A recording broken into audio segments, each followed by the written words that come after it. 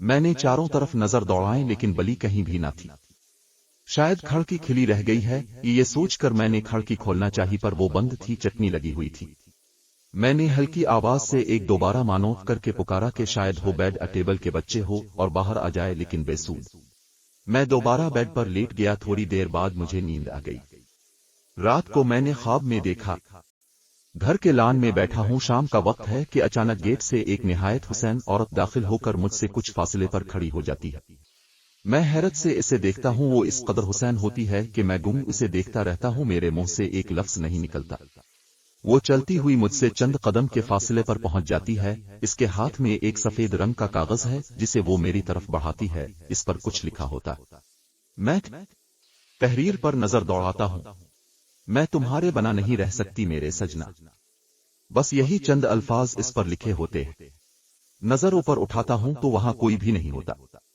अचानक तेज हुआ का झोंका आता है और कागज को मबा को मेरे हाथों से उड़ाकर रुले जाता है। मेरी आंख खुल गई। सामने कारपेट पर सायमा नमाज पढ़ रही थी। मैंने घड़ी की तरफ देखा, रात के 3 बजे थे। सायमा तहज्जुद पढ़ रही थी। मैं करवट बदल कर दोबारा सो गया। दूसरे दिन मेरी तबीयत पूरी तरह संभल गई। मैंने बैंक जाना शुरू कर दिया। जिंदगी एक बार फिर मामूल पर आ गई। कुछ दिन मजीद गुजर गए, कोई खिलाफ तवक्को बात न हुई तो मैं भी सब कुछ भला कर मुतमईन हो गया। एक हफ्ता वाकई सुकून से गुजर गया। कोई ऐसी बात न हुई जो परेशानी का बाइस बनती। शायद साधु की मौत के बाद सारे मसले ही हल हो गए थे। इस दौरान आते जाते मलन भी कहीं नजर न आया। एक दिन मैं शरीफ के वालिद साहिब की खिदमत में हाजिरी देने गया, उन्हें सारे हालात बताए।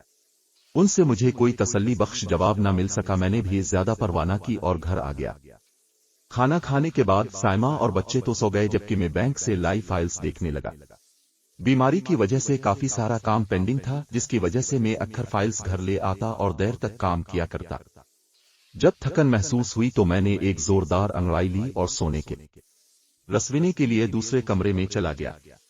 रात को मुझे वही ख्वाब दोबारा दिखाई दिया। फर्क सिर्फ ये था कि इस बार वो औरत मुझसे कम फासले पर खड़ी हुई थी। सुबह उठकर मुझे याद आया तो मैंने सर झटक दिया। मैं ख्वाबों पर यकीन करने वाला ना था। वक्त का दरिया अपने मखसूस अंदाज में बहता हरा। हम छठी वाले दिन कभी प्रोफेसर बेग के, कभी इमरान के घर चले जाते। कभी हमारे घर पर महफिल जमती। अंकल बहुत बजला संज वाक़े हुए थे। इस पर इमरान बात कम करता, लतीफे ज्यादा सुनाता था। इस दौरान मुहर्रम अल हराम की छुट्टियां हुई तो हम 3 दिन लाहौर गुजार कर आए। खूब घूमे फिरे, एंजॉय किया। वापस आए कुछ दिन ही हुए थे कि मेरी सास और छोटी साली नाइमा आ गई। सायमा और नाइमा की शादी एक ही दिन हुई थी। इसका शौहर स्टंट कमिश्नर और इन दिनों वो रहीम यार खान में तैनात था। सायमा के बरक्स नाइमा बहुत शौक थी। इसकी आंखों में हर वक्त शरारत नाचती रहती। अभी तक उनके यहां कोई औलाद न हुई थी। मेरे बच्चों के साथ इसका बहुत प्यार था। बच्चे भी उसके दीवाने थे। एक दिन हम सब रात के खाने के बाद बैठे चाय से लुत्फ अंदोज हो रहे थे कि नाइमा कहने लगी, भाईजान, आपके घर में जिन्नात तो नहीं वो आ सकें? यूं जहां तुम मौजूद हो वहां जात की मजाल है। गिर हुआ भी जिन्नात चुड़ैलों से डरते हैं। मेरी बात पर सब हंस पड़े, जिस पर उसने घोर कर सबको देखा और कहने, आज सुबह में ऊपर वाले बेडरूम में बैठी नाविल पढ़ रही है थी कि दरवाजा खुलने की आवाज आई। मैंने सोचा बाजी आई होंगी। मुड़कर देखा तो दरवाजा खुला हुआ था, लेकिन कोई मौजूद न था। मैंने सोचा हो सकता है हुआ से खुल गया हो। मैं फिर नाविल की तरफ मुतवज्जे हो गई। अचानक जोरदार आवाज से दरवाजा बंद हो गया। इसके बाद ऐसे आवाज आई जैसे कोई दरवाजे के सामने टहल रहा हो। मुझे डर लगा। मैं जल्दी से नीचे आ गई। मेरी सास सायमा को कोई बात सुनाने लगे तो मौजू बदल गया।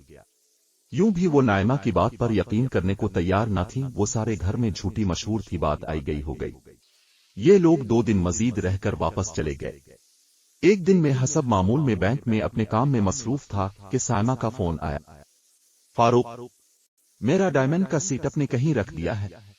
नहीं, मैंने तो देखा ही नहीं। मैंने कहा, मैं सुबह से ढूंढ रही हूं, अलमारी में नहीं है। सायमा की परेशानी से भरपूर आवाज आई, अच्छी तरह देख लो, कहीं रखकर भूल गई होगी। मैंने हर जगह अच्छी तरह देख लिया है तो वो रुहासी हो रही थी। एक बार फिर देख लो, यहीं कहीं होगा। मैंने उसे तसल्ली दी। अच्छा, एक बार फिर देख लेती हूं, कहकर उसने फोन बंद कर दिया। शाम को मैं घर आया तो साइमा परेशान बैठी थी। नहीं मिला। उसने मेरी तरफ देखा। क्या नहीं मिला? मैंने हैरत से पूछा। अब भी कमाल करते हैं। मैंने दिन को बताया नहीं था कि मेरा डायमंड का सीट नहीं मिल रहा। ये सीट में ने इसे मुंह दिखाई के तौर पर दिया था और उसे जान से ज्यादा अजीज था। लेकिन वो कहा जा सकता है, मेरे लिए फिक्रमंद न था, लेकिन साइमा की परेशानी मुझे किसी तौर गवारा न थी। फारूक, कहीं। साइमा कुछ कहते रुक गई, हुए झिझक रही थी। क्या कह रही थी तुम? मैंने इसकी तरफ देखा। ऐसा हो तो नहीं सकता लिल। लेकिन फिर वो खामोश हो गई। क्या बात है साइमा? तुम क्या कहना चाह रही हो? उसने सवालिया नजरों से उसे देखा। वो कुछ कहते, कहीं नायमा ने तो नहीं लिया। आखिरकार वो दिल की बात जबान पर ले आई। बुरी बात है सामा, यूं किसी पर इल्जाम नहीं लगाते जब तक अपनी आंखों से ना देख लिया जाए। मैंने उसे सरजनिश की। वो रोने लगी। बच्चे कहाँ हैं? मैंने इसका ख्याल हटाने की खातिर सवाल किया। कार्टून देख रहे हैं, उसने शों शों करते बताया। तभी मैं सोच रहा था कि वो गाड़ी की आवाज सुनकर भी बाहर ना निकले थे। मैंने साइमा को अपने साथ लगा लिया। क्यों रो रही हो? मिल जाएगा, कहीं रख कर भूल गई होगी तुम भलकड़। काफी देर से शौहर साहिब आए हुए हैं, लेकिन तुम्हें चाय बनाना भी याद ना रहा। उसने सुर्ख सुर्ख आंखों से मुझे देखा, फिर बना कुछ कहे किचन की तरफ चली गई। चाय की बात मैंने इसलिए की थी कि साइमा का रोना मुझसे देखा ना जा रहा था। मैं जानता था मीर अदा तोहफा इसे कितना अजीज है। किचन में वो शायद रोती रही थी। इसकी आंखें रोने से और हुसैन हो गई थीं। अरे जानम, इतनी सी बात पर हीरों से ज्यादा कीमती मोती अपनी उन हुसैन आंखों से लिटा रही हो। ऐसे कई डायमंड्स तुम पर कुर्बान, मैं तुम्हें और ला दूंगा। उसने शाकी नजरों से मेरी तरफ देखा। अब जानते हैं मुझे डायमंड्स की परवाह नहीं, वो तो मेरे लिए इस वजह से कीमती था कि अपने दिया था। मीर के पास दोसर एसेट जो मम्मी ने दिया था मौजूद है। वो गुम हो जाता तो मुझे कोई परवाह न थी। इसने अपने साथ लिपटा लिया। सकते हुए कहा, मैं गम ना करो, कहते हैं ना, माल जान का सदका, जान ईमान का सदका। तुम सलामत रहो, चीज तो और मिल जाएंगी। मेरी तसल्ली से इसे कुछ हौसला हुआ। 2-3 दिन तक साइमा इस सीट का याद करके कई बार रोई, फिर आहिस्ता आहिस्ता उसका गम हल्का हो गया। किसी वक्त वो उसे याद करके एक ठंडी आह भर लेती। वक्त अपने मखसूस रफ्तार से गुजरता रहा। मैं पिछली बातें भूल चुका था। इसके बाद मेरी मोहसिना बली भी दिखाई ना दी थी। दिसंबर का महीना था, सर्दी अपने पूरे शबाब पर थी। शाम को मैं बैंक से वापस आया तो साइमा हसब मामूल हीटर जलाए बच्चों को होमवर्क करवा रही थी। मैं बाथरूम से फ्रेश होकर निकला। चाय पीने के बाद में कुछ देर बच्चों के साथ खेलता रहा। रात का खाना भी हमने बेडरूम में ही खाया। बच्चे बेड पर बैठे कोई खेल खेल रहे थे। साइमा हीटर के पास बैठी मोमिना का स्वेटर बन रही थी। इसके हाथ तेजी से सलाइयों पर चल रहे थे। मैं कुछ देर उसके साथ बातें करता रहा, फिर नावल उठा लिया जिसे मैंने कई दिन पहले शुरू किया था, लेकिन मसरूफियत की वजह से मुकम्मल ना कर सका था। बच्चे कुछ देर तो खेलते रहे, फिर थक कर हमारे पास ही कारपेट पर लेट गए। अचानक ऊन का गोला अपनी जगह से उछला और सामने की दीवार पर जा लगा। साइमा ने घोर कर अहद की तरफ देखा। मैं भी चौंक गया। हमारा मुश्तरका ख्याल था ये शरारत इसकी है, मगर वो आंखें बंद किए सो रहा था। ये मक्र कर रहा है, साइमा ने कहा। फिर उसे डांटने लगी, अहद बेटा, बुरी बात है, देखो बहना सो भी गई और आप अभी तक जाग रहे हो। लेकिन उसने किसी रअमल का इजहार न किया। साइमा ने उठकर ऊन का गोला उठाया और इसे अहद की पहुंच से दूर गटने के नीचे दबा लिया और दोबारा स्वेटर बनने लगी। मैं भी नाविल की तरफ मुतवज्जे हो गया। चंद लम्हे गुजरे होंगे कि साइमा चौंक कर गटने के नीचे दबे हुए ऊन के गोले की तरफ देखने लगी।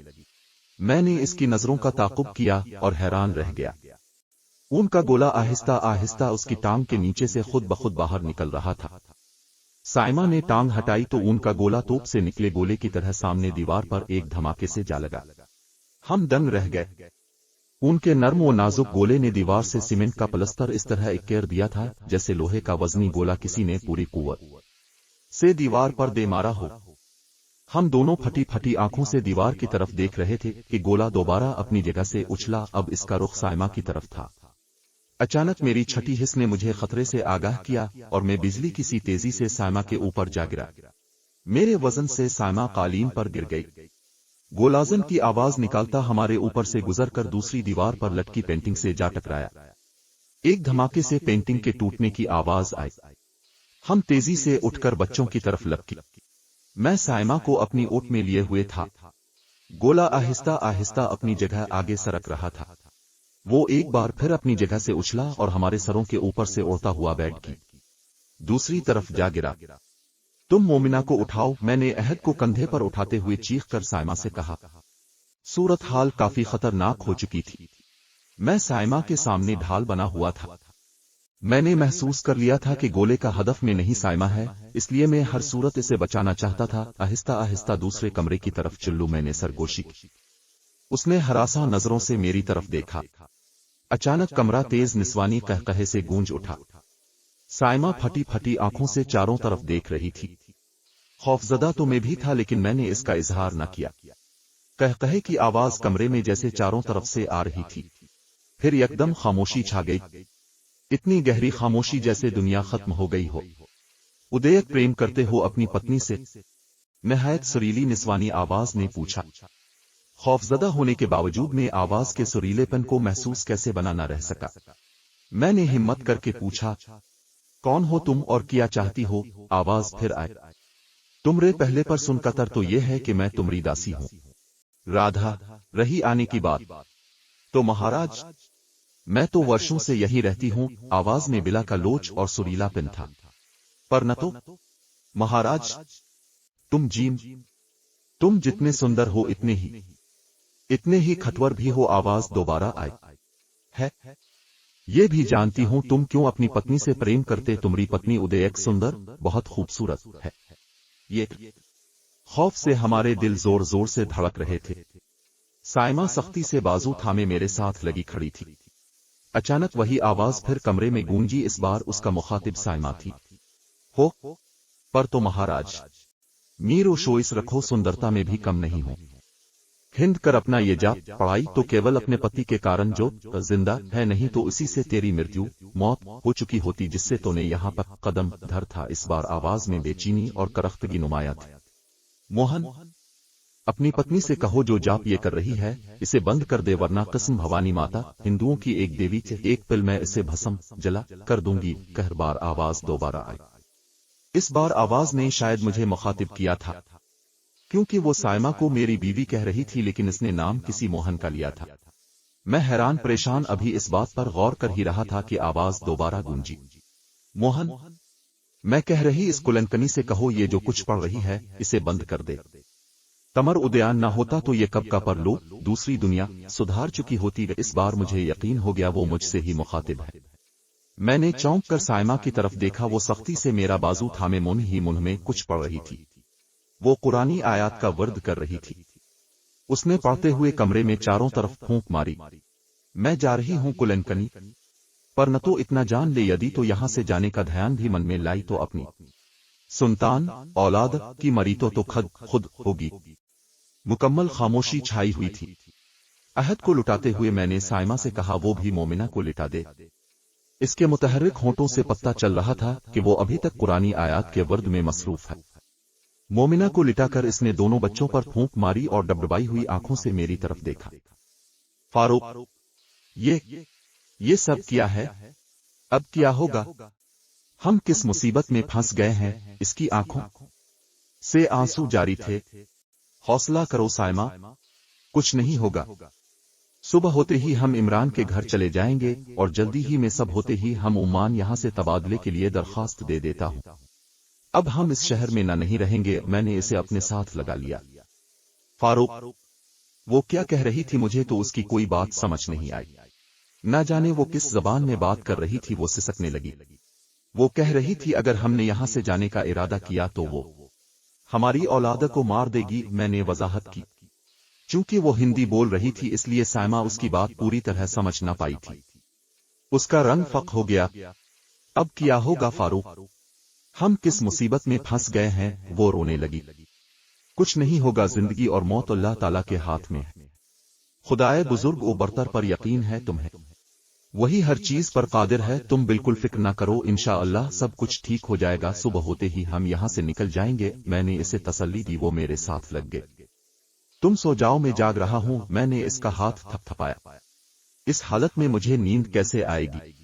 कोशिश करो नींद आ जाएगी। मैंने जबरदस्ती उसे लिटा दिया और साइड टेबल की दराज से रिवॉल्वर निकालकर अपनी गोद में रखते हुए बोला, तुम इत्मीनान से सो जाओ, अलिफ गिराब कोई आया तो बीच करना जा सकेगा, लेकिन वो तो नजर ही नहीं आती। उसने खौफजदा नजरों से चारों तरफ देखा।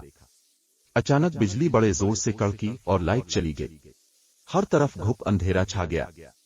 साइमा ने जल्दी से ने उठकर बच्चों के ऊपर हाथ रख लिए, कहीं बिजली के शोर से इनकी आंख न खुल जाए। तेज हुआ के साथ बारिश शुरू हो गई। फारूक, इमरजेंसी लाइट जला ले, मुझे अंधेरे से डर लग रहा है। साइमा की आवाज खौफ से कांप रही, उसे भर जाता थी। मैंने दराज से लाइट निकालकर जला ली। बिजली चमकती तो एक लम्हे के लिए कमरा रोशनी से भर जाता। जारी है।